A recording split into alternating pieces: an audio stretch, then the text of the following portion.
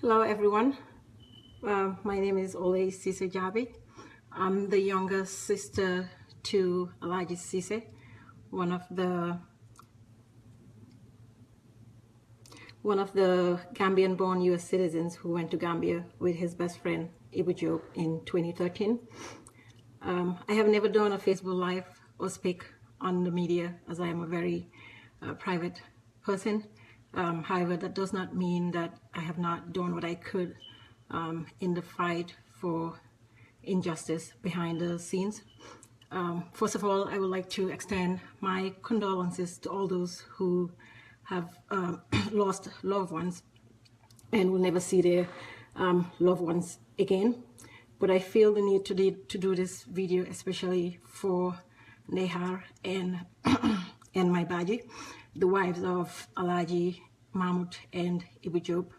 I also feel the need to do this video for me as part of my healing process. And also for all the victims, I will urge all of the victims as part of their healing process to begin to speak up and share your pain. We are now one family that share similar experiences and pain, and we are here for each other, and we will get through this. Over the years, we have received different reports that they are still alive, but majority of the reports were that they're no longer with us.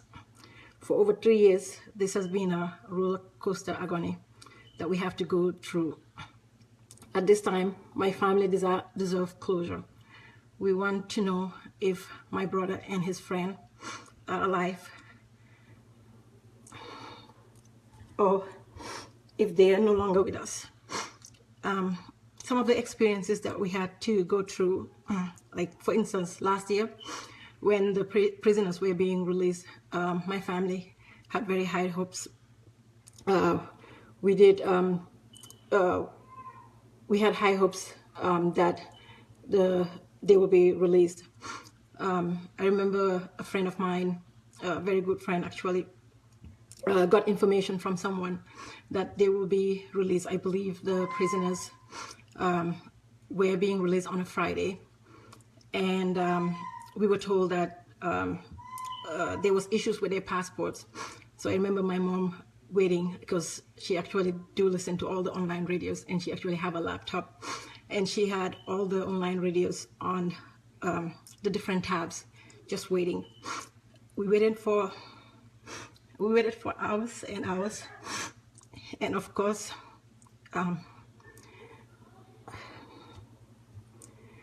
they never came back. They were not released. So we went through the weekend hoping that, okay, maybe because of the passport issues, they will be released on the Monday. The Monday came, they were not released. We were still hopeful. Tuesday, Wednesday, they were not released. We decided to put our heads down and just continue to fight. The fight that many people have started fighting way before, the likes of the December 30th, the likes of Solo Sanding, and many others who their only reason for fighting was for a free Gambia, where it doesn't matter which political party you support, it doesn't matter what tribe you are. They were all fighting for a Gambia that we all will be proud of one day. And we decided at that point that it was not time for us to reunite with my brother and Ibu. So we continue having hope and fighting. Throughout this whole ordeal, I'll say my mom, my mom has been extremely strong, and she has always been hopeful. But yesterday, as I spoke to my mom, her voice was down, and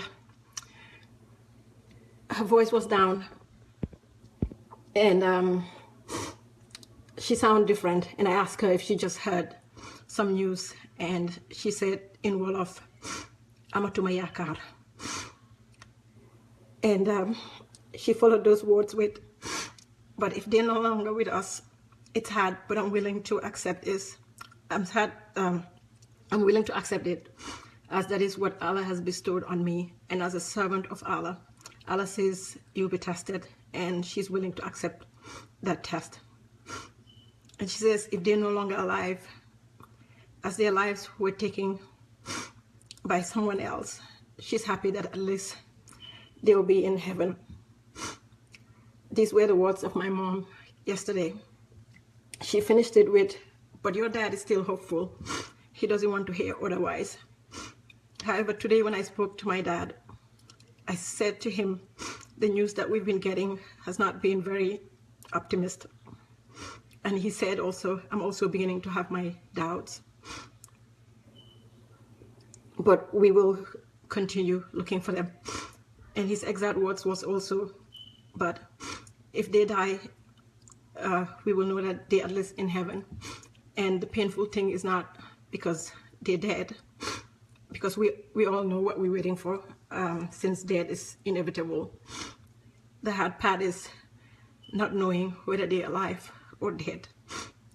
You cannot give on your kid if you have even 1 inch of belief that they might be alive.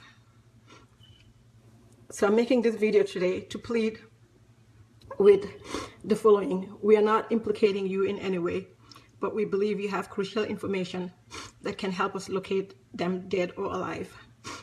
Bori Bojang, Usman Bojang, and Pa Bojang. We hope you understand the pain that we are going through today. We are strong, and whatever the case might be, we will take it. So we pleading with you to please come forward with whatever information you may have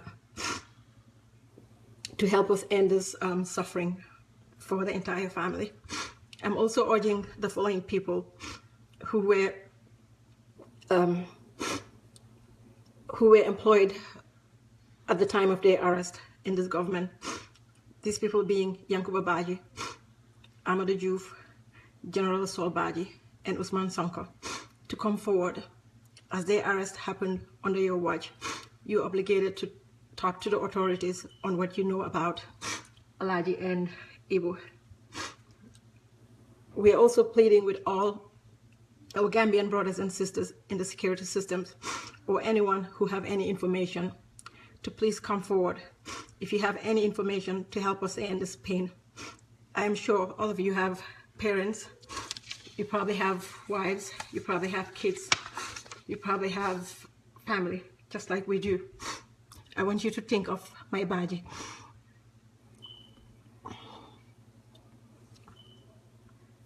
I want you to think of Nehal or Auntie Rohi putting their kids to bed, and the kids asking them, when will daddy come home?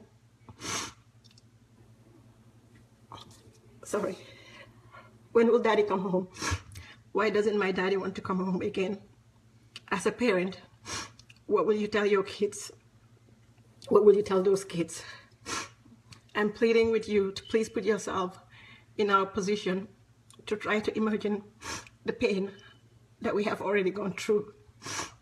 Think for a minute, if your loved one, your wife or your husband or kids, went missing for 72 hours, just think, you go through the first 24 hours, you may be wondering what is happening to them.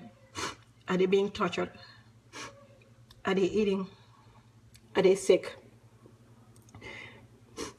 Hopefully you can go through that first 24 hours, and the next 24 hours you wake up again, and you probably hear news that they're no longer alive, but you still have a glimmer of hope because you heard so many other stories of people declared dead and they eventually came back to their loved ones.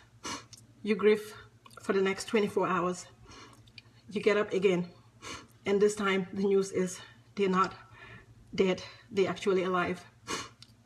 You are joyful for a few hours, but then you begin to think, and they may tell you they're not dead, but they're sick. And you begin to think, how bad have they been tortured? Did they cry?